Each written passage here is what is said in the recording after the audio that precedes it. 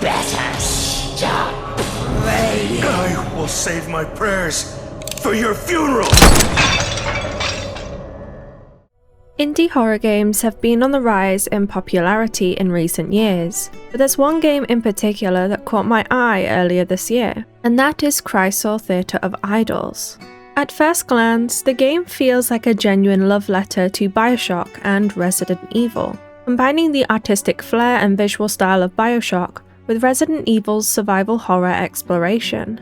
Other games I think of are Lies of P, with its mechanical and wooden puppets, and Blasphemous due to its Spanish ties. But Crisol takes the ideas from those games and expands it into a more unique experience. The game is set in Spain on an island called Tormentosa, and has heavy themes of folklore and religion. The story is decently good, following the main character Gabriel, whose goal is to fulfill a divine mission given to him by the sun god. The environments are beautifully stylistic, with a level of detail that really stands out compared to similar indie horror games.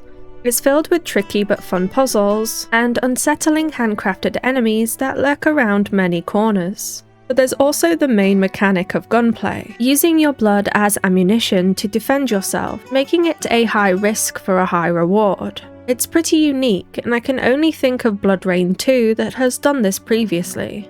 The game isn't perfect by any means, and definitely has some jank, but the fact that they made such an impressive game on a lower budget is what prompted me to make this video.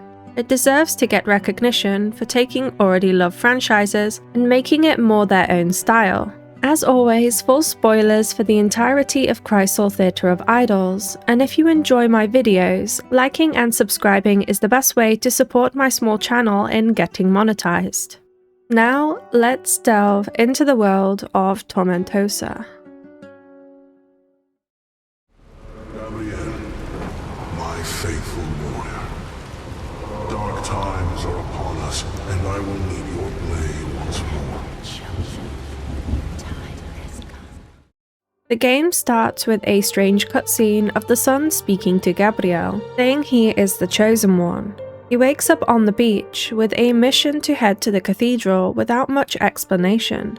As you head down the path, Gabriel mentions that he has seen the cathedral in his visions. It becomes apparent that something strange is going on here when you come across a dead horse. You eventually find the first sign of life, a Solari soldier who runs away at the sight of you. We get to a small church and head inside to pick up what's left of the soldier, a radio. Chatting to the mysterious girl on the other end, she talks of the statues. Straight away we see what she means, as the statue in front of us comes alive and stabs Gabriel to death. The sun talks to us once more and tells Gabriel he must vanquish the enemies of the sun, and she grants us the power to do so, reviving us and transforming our gun into a more powerful weapon. Gabriel stabs his hand to refill the bullets in his gun with his own blood, and now we have a way to defend ourselves, taking down the statue that killed us. We learn how to absorb blood from animals and obtain a newly empowered knife. The girl talks to us on the radio again, revealing her name as Mediodia, and guides us to the cathedral despite her not approving of us going there. We start to see visions of people that once lived here and how Tormentosa ended up in this state. One of these visions talks of a large woman, worse than the statues. We soon see why everyone is terrified, as after we drain the blood of a human and use a car to burst through a gate, a large woman attacks us. After falling quite a distance, Mediodia tells us to come to the hideout instead of going to the cathedral. Gabriel ignores her and heads up an elevator to get there. A man named Padre Arroyo contacts us on the radio, who calls himself a messenger. He will talk to us throughout the game like Mediodia. Here we learn that the sea is the enemy, and the sun and the sea are two religions battling each other on Tormentosa. At the dawn of time, darkness ruled the world, forcing mankind to cower in fear among the shadows. Moved by compassion, the sun god descended from the heavens and taught them the secret arts of fire. Those sacred flames tore night from day, giving rise to civilization, and with it, to art, music, and literature. Enchanted by the imagination of his children, the sun took human form and founded a city he would soon call home. We are told of an arcane seal we must restore and collect a Castilla dagger. The large woman appears again, known as Dolores. She rips the soldier apart and grabs you, but Solari soldiers come in to save you and take you to the hideout. When you wake, Mediodia is there in the flesh and tells you that you need to collect 4 daggers to restore the seal by gobbling up the blood of the most die-hard sun devotees. Essentially, repairing the seal will keep the sea god from taking over Tormentosa for good. Heading outside, you can explore the main hub, the Tormentosa Fair. There is a witch here who will upgrade guns and abilities for you, and some nice mini-games to earn some currency. Moving on, the next place we go to is the Mermaid District to look for Hermina Espina, the next sun devotee. We enter the Cuerno Albino bar, and Hermina contacts us on the radio, meaning she's close by. We eventually find her going through a hidden passageway. Adoyo contacts us again and guides us on how to open the passageway. We need to mix up 3 cocktails to gain access, and the 3 mermaids will lead the way, whatever that means. We eventually get to the outdoors again, and when we try to open the gate, Dolores will appear and wander around looking for you. Avoiding her, we end up at Tablao Zafiro, a sort of theatre with lots of clock puzzles. We learn more of a woman named Anna who once danced on the stage here. Eventually, we find her dead body downstairs in the dressing room and get a medallion from her. Hermina tells us that her mermaids are the most important thing to her, and we can assume Anna was one of them. This explains why the 3 mermaids will lead the way.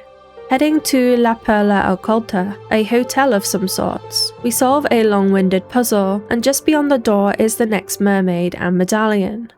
La Fortuna Esmeralda is where the last mermaid is, through a massive dominoed door.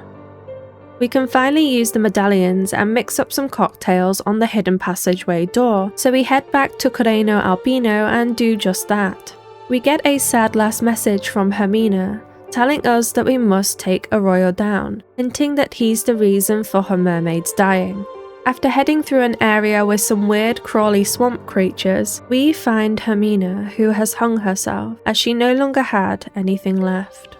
We get a cutscene explaining more of Dolores' backstory. Thousands of devotees journeyed to the island, hoping to prove themselves worthy of his affection.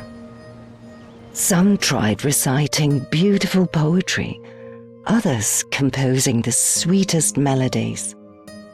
But only one soul could truly capture his blazing heart, a young priestess named Dolores. Her spirit was so pure that even God himself could not help but fall deeply in love. From that day forth, Dolores became his queen, and the sun, blinded by love, vowed to remain by her side until the end of time.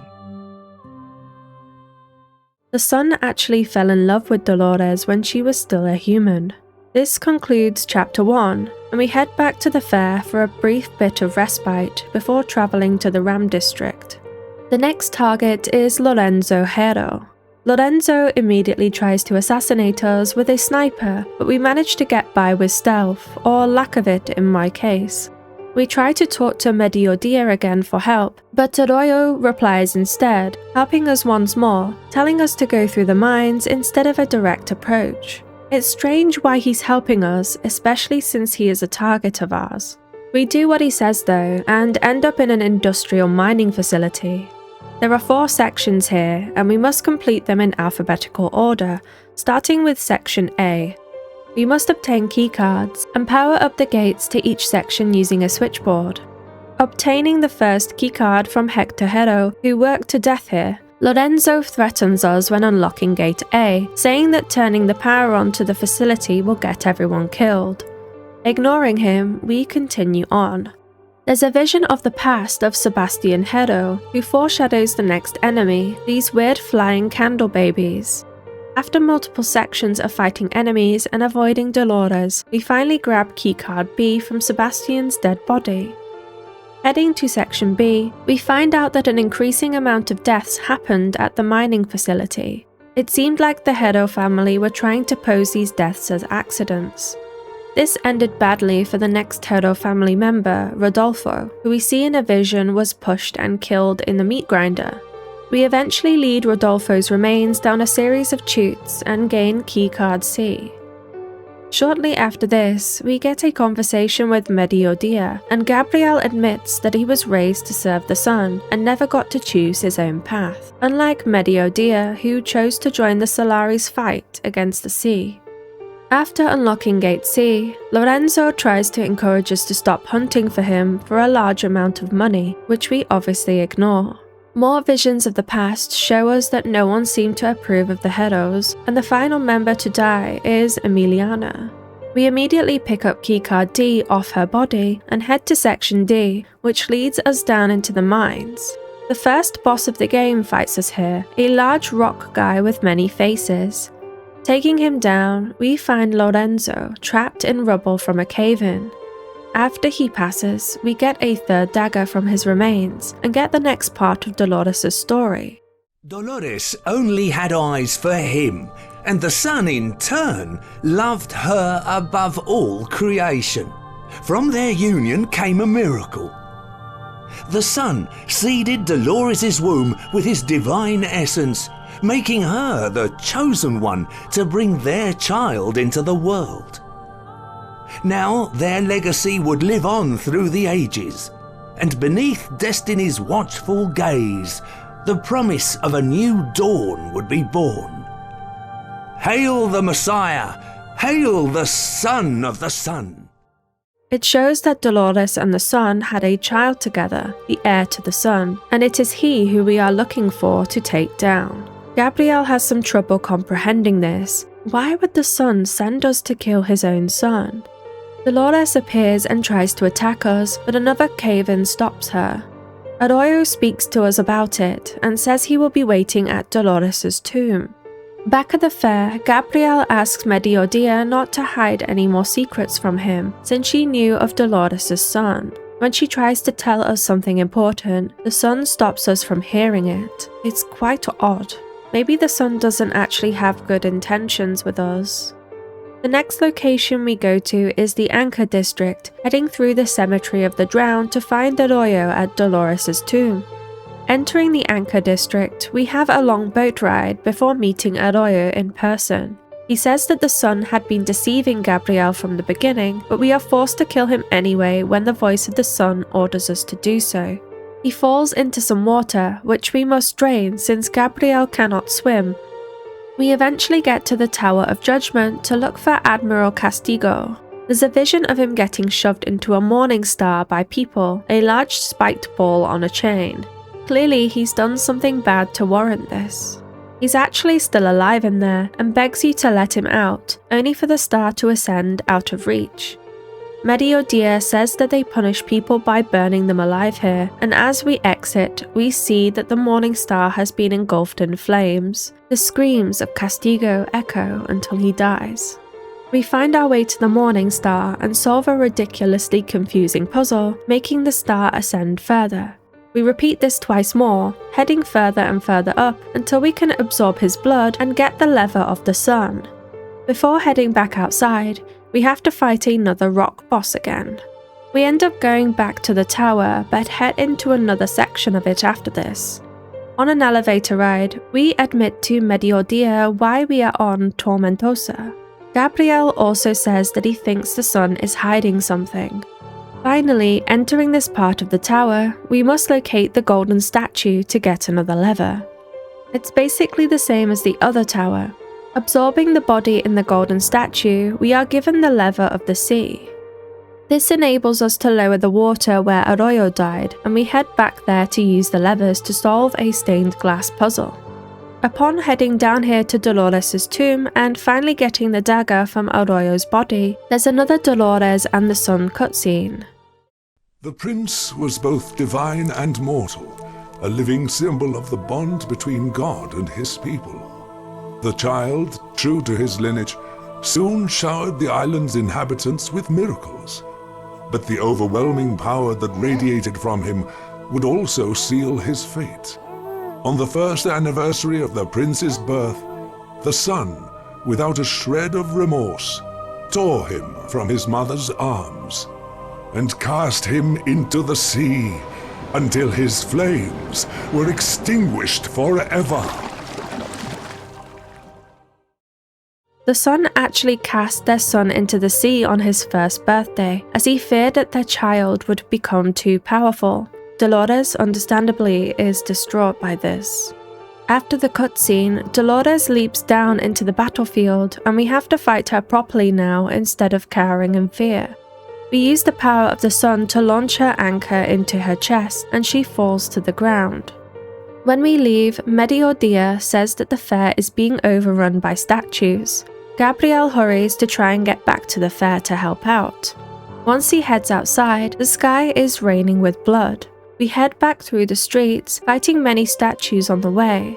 Finally making it to the fair, it's a sad sight. Blood is everywhere, things are on fire, and everyone is either dead or gone. We find what remains of Mediodia, only her hat. It's time to head to the cathedral and use the daggers to restore the seal. When entering, we talk to Ulysses here, who is the son of the sun.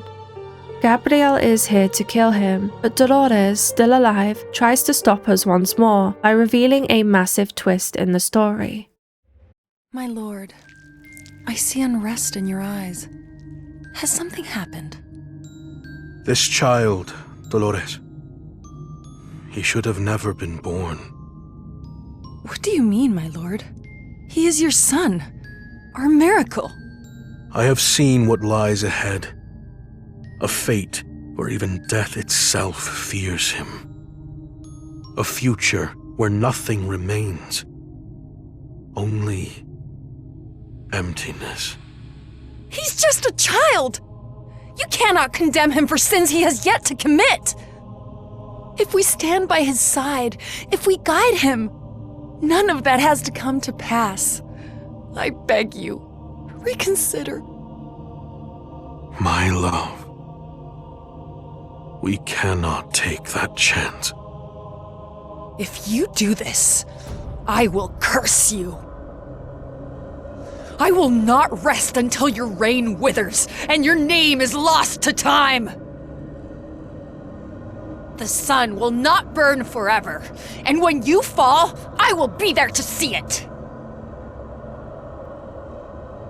Restrain her. Let me go! No!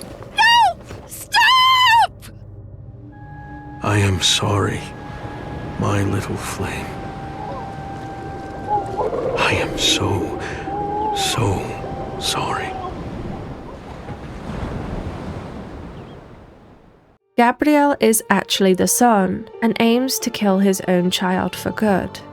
The final boss fight takes place, with Dolores and Ulysses merging into one.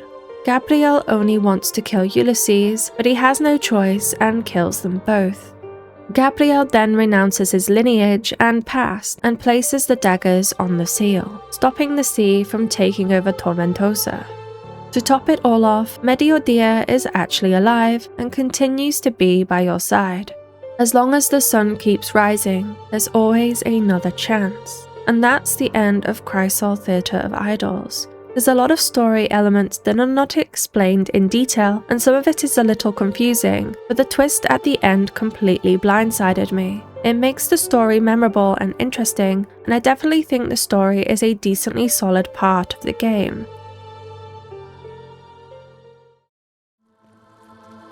I hope you can forgive me someday, but I have no choice. A god would have found another way. A true one, at least. That is why I, Gabriel Escudero, renounce my lineage, my past, all that I once was. Let this promise be written upon the heart I ignored for far too long. From this moment on, and until the end of my days, I will do all I can to redeem my sins. I do not know when or how, but I swear, I will come back for you, not as the god I was, but as the man I was always meant to be, and I will save you. There's not a whole lot of characters to talk about in Crisol, as the game heavily relies on the environment and combat instead of interaction, but nonetheless I'll start with Gabriel. Gabriel is the person you play as, a stoic man who's on a mission. He's very short when talking, not getting too deep and shutting down conversations when he can't be bothered. I'm not saying that he's terrible, but there isn't a whole lot to really say about him. He's just someone you play as, and doesn't get a whole lot of context until the end of the game. It takes Gabriel time to regain his memories, and it's almost like he's stopping himself from remembering. He probably wants to forget about the awful stuff he did, and purposefully blocks it out. I personally don't get why Mediodia stands by him at the end through all this, but to each their own, I guess. I've seen people say Gabriel talks too much to himself, but I can relate to him fully. It's a coping mechanism, and especially with all the shit he's going through, I actually do like his over-talking. It's his way of getting through things to help his situation run a bit more smoothly. He does remind you a bit too much of the task at hand though, as I personally find it more fun to figure something out for yourself, especially when the game isn't too hard. I was thinking to myself towards the end of the game that Gabriel must have some sort of connection to Dolores, but I was more leaning towards the idea that he was actually the son of the sun. I never expected him to be the sun himself, so that just makes the twist so much more interesting. Gabriel is the villain of the story, and yet you've just played through the entire game as him. It's similar to the game Braid in that aspect. Braid has you play through the game as a guy named Tim, trying to save a princess who has been snatched by an evil monster. But once you get to the end of the game, you realise that Tim is the monster. He's following her, stalking her, obsessed with her, and she is just trying to get away. You are misled throughout the whole game. This reveal of Tim as the villain, after you've spent a lot of time playing as him, is such a great twist. It makes for a really interesting story, and Crisol nails it on the head similar to how Braid does it. Gabriel is not a likeable character, but that's what makes him kind of good. I can't excuse his dialogue, but him being the villain that caused all this really just elevates the story for me.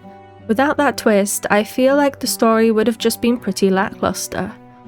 I do think the game could have benefited from some choices to make, granting different endings.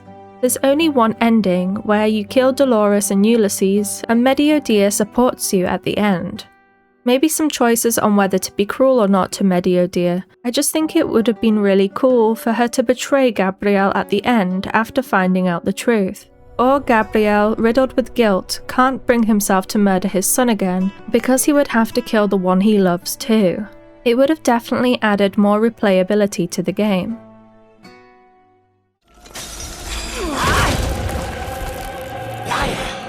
I will not let you harm him again. None more. He is your own flesh and blood. My blood? What are you talking about? I have taunted your ignorance long enough. Now it's time to remember. Dolores is my personal favourite character simply because of her backstory, although it's not really hard to beat Gabriel and Mediodia. I love how Crisol slowly explores her story of how she became a massive mechanical stalker. Of course, she starts as human and wins over the affection of the sun, and they had a kid together.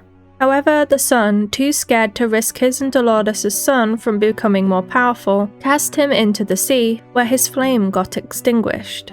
Dolores put a curse on Gabriel and eventually dies of an unknown cause. However, their kid, Ulysses, actually rose again as the sea god when his spirit merged with the water. To get revenge, he broke the seal of the sea and animated the statues on the island to kill the people that stood by the sun. He also used Dolores' spirit to reanimate her into a massive mechanical monster, who only has one goal: to kill Gabriel. Dolores from early on literally stalks you through the streets, and while she can get annoying and camp you, it really makes sense lore-wise why she would do this. Gabriel killed her son, and she's so pent up on anger that she must get her revenge. This desperation is all that she can think about, and it would finally put her mind at ease, and it really just makes me sad for her. She has her reasons, and I think they are completely valid. A particular moment where I started to catch on is when she jumps down to fight you in her tomb. She calls you a murderer, which foreshadows the rest of the story. She's the victim and you are the villain, and I think that's a pretty interesting premise for a story. Hey, is anyone there? Well, well, Sleeping Beauty's finally awake. Mediodia, you knew the seal was beyond repair and said nothing? Cool your jets! I did warn you not to go in, but no, Mr. It's My Business didn't listen to me. And now, here we are. My boys risked their buttocks saving yours. Some of them didn't even make it back.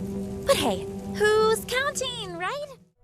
I've seen a lot of comments about Mediodia specifically being a negative part of the experience in Crisol, and this is specifically down to her voice acting and lines taking out any horror immersion from the game.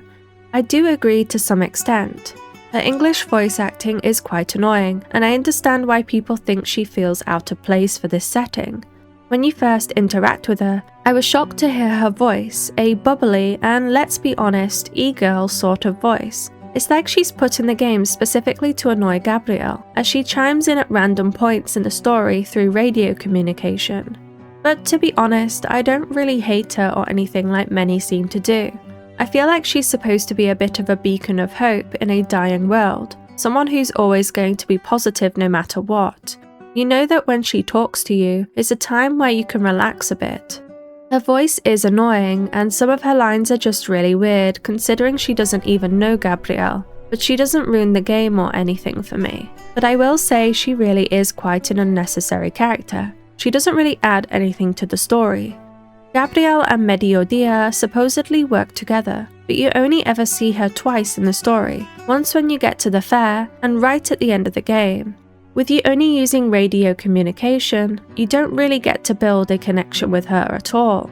There are some moments where they bond a little, like both her and Gabriel being terrified of water and relating to each other based on that.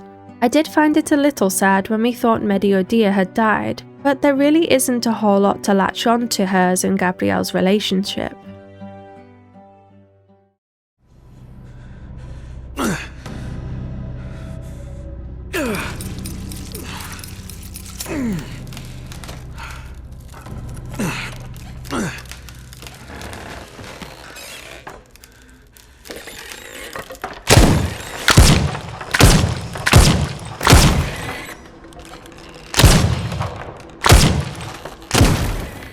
I would say that the combat in Crisol is pretty strong for an indie title. The gunplay feels fluid and unique enough to keep you interested. You start with a pistol and a knife, and you find more weapons as you advance further in the story.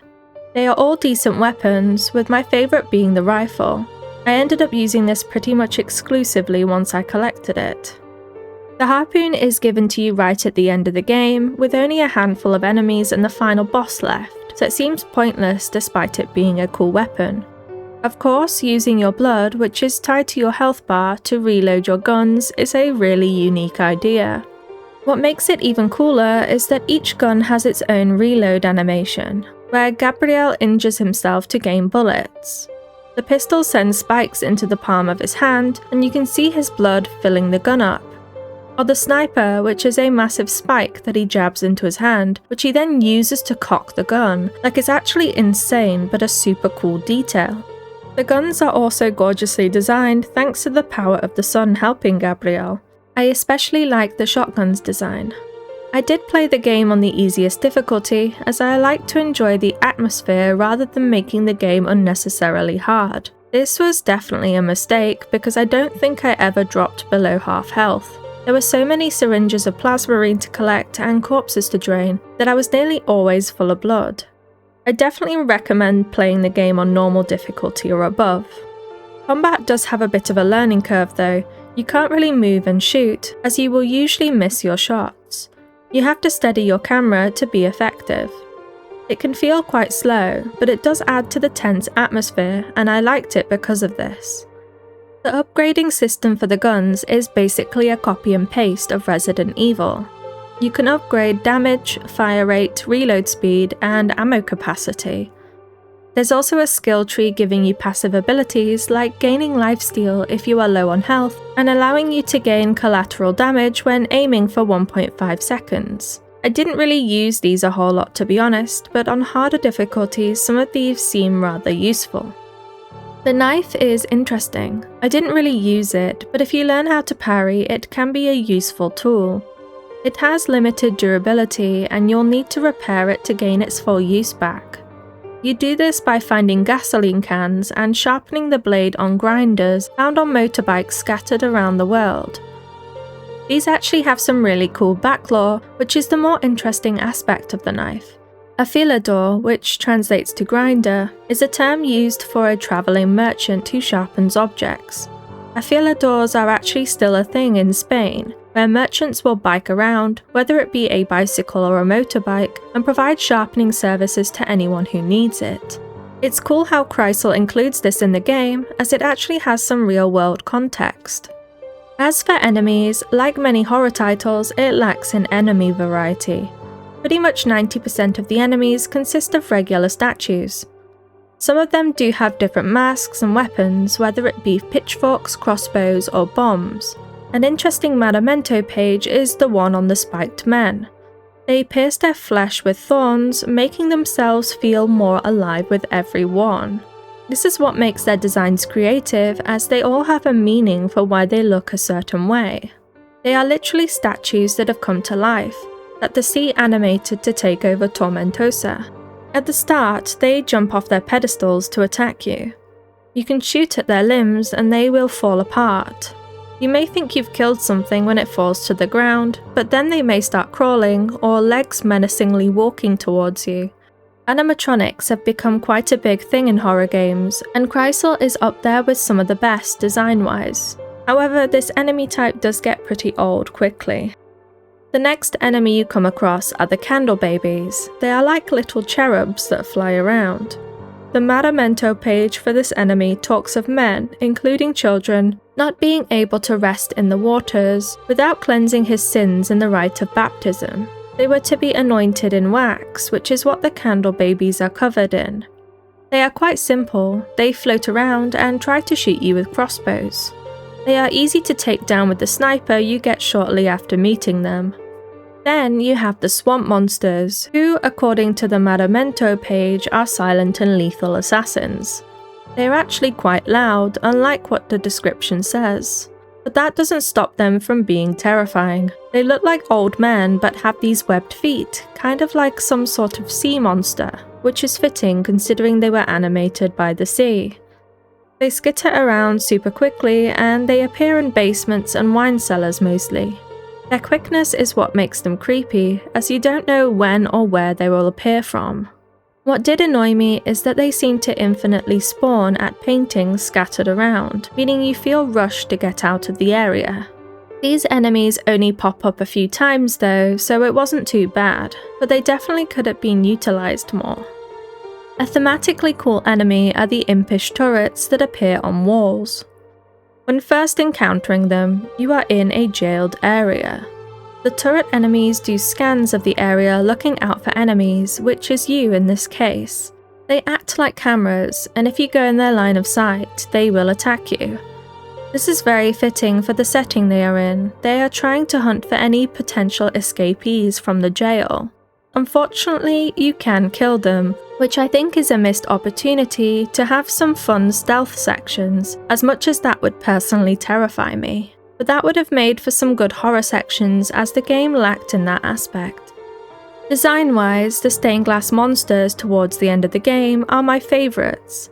There's so much detail in their models, from the tiny shards of stained glass welded together, to the head where there's stitching of what looks like fish skin. One of their hands is also not a hand, but a large crab claw.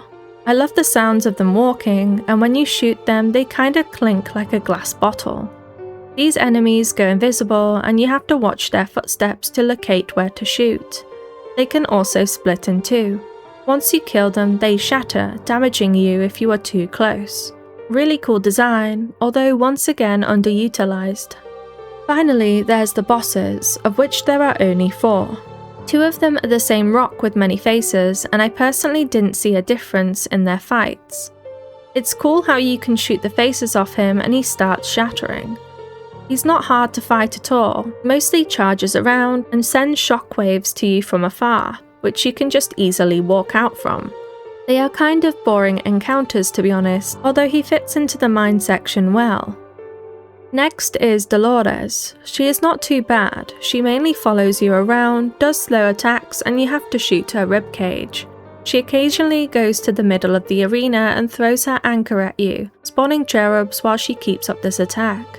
You have to interact with the anchor to advance the fight, and finally plunge it into her chest. It's a bit basic, but not terrible. As for her design, Dolores gets more scary as the story progresses. Her face starts as quite a pretty woman, but with blood coming from her eyes, but when Gabriel shoots her, you can see her face shattering. It's a clay mask that hides what's underneath. It gets more cracked the more you see her, until finally her boss fight reveals what she truly looks like, a horrifying, almost deathly husk. Her armor is also so intricately detailed, on top of literal bare bones with only traces of flesh. Crisol's designs are honestly top-notch. Finally, there's Dolores and Ulysses merged together into the final boss fight. Dolores is the massive centerpiece with devil horns, and her massive ribcage holds Ulysses, the baby. You shoot at the weak spots until her ribcage opens and you can absorb the blood from Ulysses. There's also massive tentacle things that try to slap you. The fight is nothing special, but the dialogue that is shared with Gabriel and Dolores throughout is quite heartbreaking. Gabriel really does not want to kill Dolores and tries to convince her to stop what she's doing, but she's too far gone, and understandably so. Gabriel finally realizes he has no choice after trying to get through to her and ends up killing them both. It's a sad end to the story. What more could I ask for? A few rounds of dominoes, a fine cigar, getting absolutely plastered on Capea, and all of it with the best friends a man could have. Let's drink to that. I don't know about you guys, but I feel kinda bad for Juan. I can just picture him, all bitter, watching Espina's daughter shake her ass. Oh, Juanilla, you don't know what you're missing. You're right. Let's drink to Juan. To Juan! I'll start off with the main issues I have with the gameplay. Firstly, you often cannot backtrack to areas despite there being many open paths for you to take. Whether it is jumping down a no-return ledge, which it does warn you about at least, or just simply advancing the story a bit and a random item gets placed where you once could go, it's really infuriating not to go back and see what you missed. That paired with the fact that there is no chapter select or New Game Plus means that you have to load an old save or just start over again if you accidentally overwrote your saves like I stupidly did. Crisol would really benefit from a New Game Plus mode, and it would definitely help with the replayability of the game. Unfortunately, with the new information of the team being laid off, it's unlikely we'll ever really get any more updates from the game, which is sad because it has potential to be greater. The yellow paint is next. For me, honestly, yellow paint isn't a huge issue. I think I'm just so used to it that I tend to forget it's there, even if it's really noticeable. I will say that upon replaying the introduction after I lost my footage for it, I noticed how unnecessary it really was for a lot of places. There's only one way to go at the very start, and yet there's bright yellow paint on everything, and I can see why this is a major issue for some. Another minor issue I had was with the boat sections, and while it has been tweaked, it was very slow when I played and the controls were very janky. Good luck turning around, it takes 10 years, although maybe they improved this too. I did like the vibe on the boat though, it was pretty relaxing and I enjoyed taking in the sights. Now on to the good. The puzzles were really quite a breath of fresh air for me. They were not too simple and I liked that. In fact, some of them were really tough. There was one towards the end that you had to repeat multiple times, and honestly I brute forced it with trial and error as I didn't quite understand the gist of it. But others were fantastic. There's one where you must figure out which specific rooms guests are staying in and assign their names to the room letter. The game makes you explore each room, either by directly going into it or through peepholes to find out whose room is whose. You must read the documents carefully because some of them swapped rooms, one has a knife under her pillow. It's a really great puzzle that uses the environment to its advantage. Another cool one which uses the environment is the domino puzzle, in which you must observe the layout and symbols of dominoes on the tables to solve a wheel-turning puzzle. In the mines, there's another where you have to lead the remains of a corpse down some pipes, which is gross, but it also makes sense since the man got pushed into a meat grinder. I just find it funny that you aren't leading a package or something down the tracks, it's literally the bloody remains of a man. There's also balancing scale puzzles, electrical current puzzles. There's a wide range of different types, and while they're not particularly unique, I liked their complexity. There's also the simple stuff. In true survival horror game fashion, there's safe rooms or locations that allow you to take a breather away from the main hub. The map locations change from red to blue if you have collected everything there. I always love when a game does this as it makes me feel great knowing I've completed a section and not missed anything. You gain essence from killing enemies and there's collectibles to be found throughout the game. There's crow relics, music discs, Maramento pages, and holy blood that can be collected. Music discs and Maramento pages can be looked at in the menu, providing nice music and some lore on the enemies. There's also collectibles that require you to look around the environment. There's crows in cages you can free to gain a permanent discount at the merchant, and Ulysses statues that you can shoot to gain more essence, and some of these are really tricky to find. Finally, there's the Memories of the Past and Solari brooches, which you gain from absorbing the blood of deceased Solari soldiers. You get a memory of the past when finding one of these, showing their last moments or conversations. This was nice to see, as it provided context to Tormentosa and the suffering of its people. You can open chests in the Tormentosa Fair with these brooches to get hefty sums of currency and more crow relics. There's a varying amount of collectibles in Crisol, and it's really fun to hunt for them.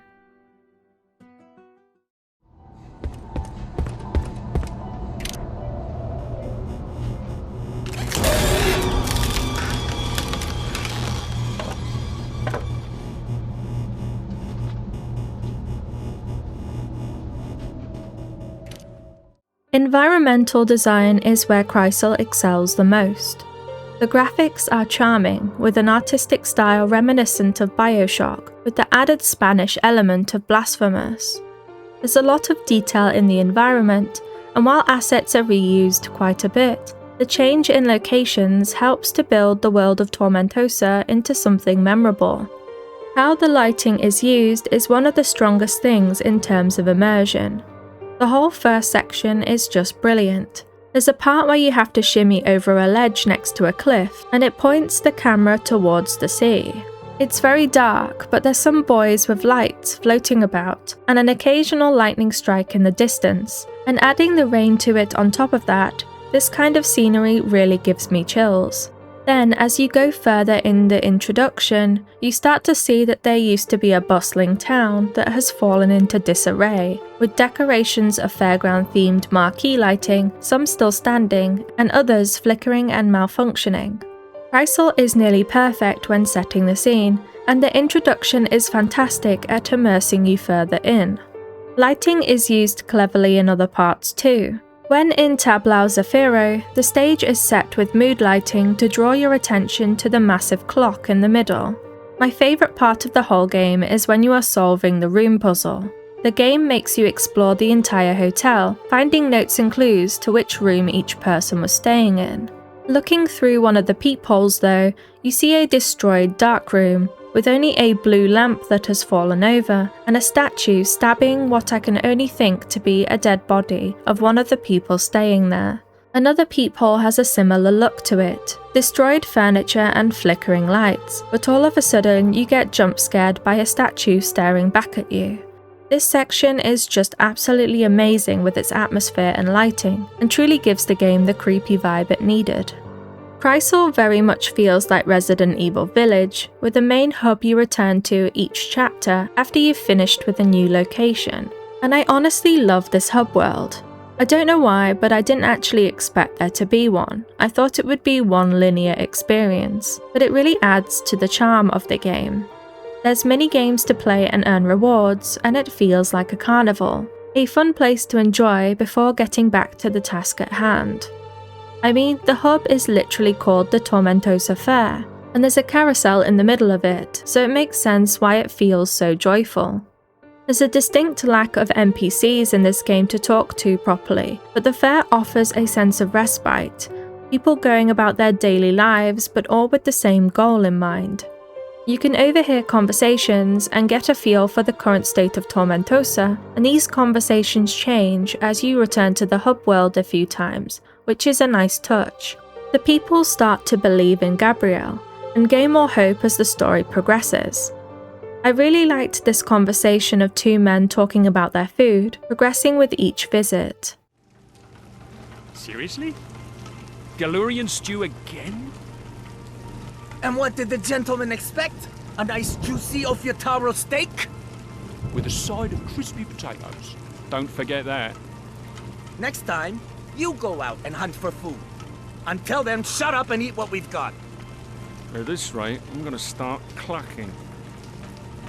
Keep whining, and I might just toss you into the pot. If it helps spice up the menu, I'll volunteer. You sure polished off that Galorion fast for someone who's sick of it. Not sure what you did to it, but I had a different kick this time. Same recipe as always. Must be your imagination. Maybe you're finally turning into a decent cook after making it 100 times. If you're angling for a second helping, forget it. All I'm saying is, as long as we're still breathing, I'll enjoy every bite. You know what? I'll take that. Come on. Crack open a couple of Torinos. The sun's smiling on us today. You're in a good mood. Did you hit your head or something? What can I say?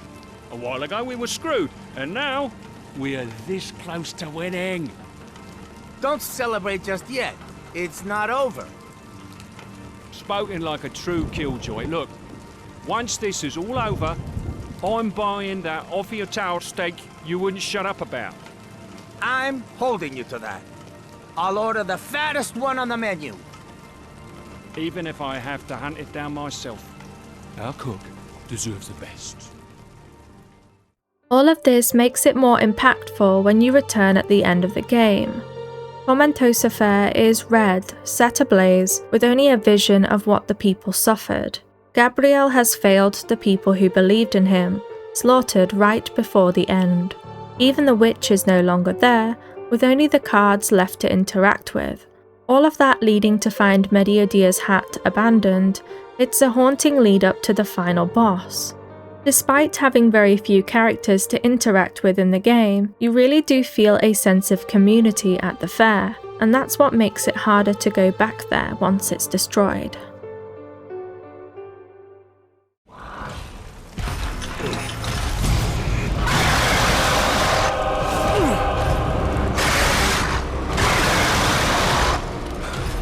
There's no point in fighting. Rip your guts out!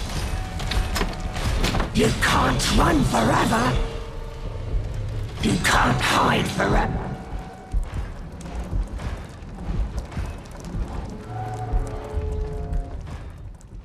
There's not a whole lot of music in Crisol, as the game heavily relies on sound effects to add to the immersion as you play through the game.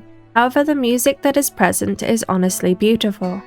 The Spanish influence is captured in every track, and the game lets you play music discs you collect in the menu. I do wish it was more like Liza P, adding a gramophone to the hub, letting you listen to the music as you wander around a safe space, giving you a nice moment of respite.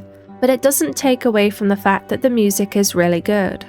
I enjoyed ending my play session by going to the menu and listening to new tracks I discovered, relaxing to wind down after the intensity of the game. Here are a few of my favorites.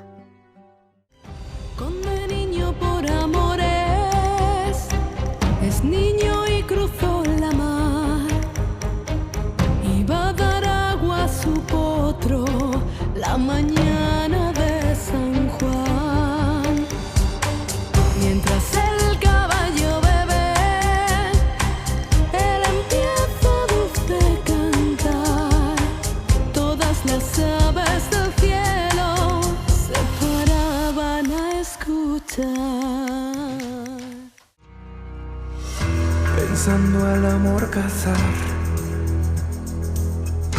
yo me hice cazador y sin verlo ni pensar, a mí cazóme el amor. Entré al monte distraído, buscando un venado fiel, más allá un ciervo escondido que me iría con su laurel. Un sueño soñaba anoche, soñito del alma mía, soñaba con mis amores, que en mis brazos los tenía. Vi entrar señora muy blanca, muy más que la nieve fría. ¿Por dónde has entrado, amor? ¿Cómo has entrado mi vida? I played Crisol with the English voice acting, and apparently that was a big mistake. I wouldn't say the voice acting was bad by any means, apart from Mediodia feeling out of place, but if I had played it in Spanish, I think I would have been a more immersive experience. It felt a bit jarring getting to the end of a segment, like running into an elevator and getting blasted with static dialogue from the radio, but overall I think it was relatively good for the most part. Gabriel's voice acting was decently solid, and he chimes in with little quips every so often. He reminds me of Ethan Winters from Resident Evil 7 and 8 in that sense, although Gabriel is not as stupidly funny as Ethan. His little grunts of displeasure as he siphons his own blood are a nice touch. I enjoyed the flashback memories littered throughout the game. They are simple, but the voice acting paired with the sound design really helped to picture what the citizens of Tormentosa were going through. I loved the sound of the rain constantly pattering around, the sound of thunder every so often. The sound design especially excels when in enemy territory. The creaking footsteps and limbs of enemies can be heard through doors and around corners. It makes for some excellent horror tension. Dolores is especially quite terrifying, a massive footstep stomping on the ground and a creepy metallic noise that comes out from her. She also talks to you, alerts you when she finds you or if you make a noise. She's just really well done as far as sound design goes. Crisol Theatre of Idols is a solid indie horror game with some interesting choices that lead to an ultimately unique experience. It definitely deserves some praise for its beautifully stylistic choices, story elements focusing on folklore and religion, and distinctive gunplay. That paired with the price tag being so low for a decently long, fluid-feeling game, it's well worth taking a look at. The twist at the end of the game really just blew my expectations out of the water. Thank you for watching.